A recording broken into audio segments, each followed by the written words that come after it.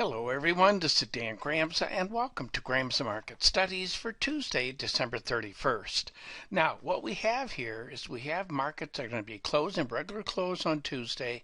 They will not be trading in the evening, 5 o'clock Chicago time. There is no opening.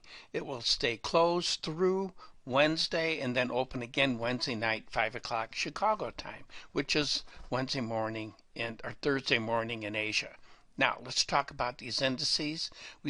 I look at this as profit taking. I am not looking for follow through to the downside. The NASDAQ market did trade below its bearish level. And just to give you a reference, that magnitude change in that market is $6,600 a contract. I'm looking for an inside day there. Also in the Dow, the magnitude change here in that market, again, just as a reference, is $3,750 a contract. If we take a look at this market, this is Asia just starting to trade, and the Russell looking for higher highs in that market as well. Let's move on though. And let's talk about the currencies. The one I want to point out to you is Japanese yen. It did firm up. The magnitude change in that market's $500 a contract. I'm looking for an inside to only slightly higher movement in that market.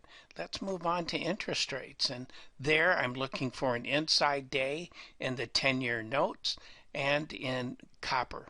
Sideways to higher depending on what happens with the China trade agreement, but I'm bullish on that long term. And in nat gas, it did break down, but I'm not looking for a dramatic move lower, basically an inside type day as we go into the end of tomorrow's session.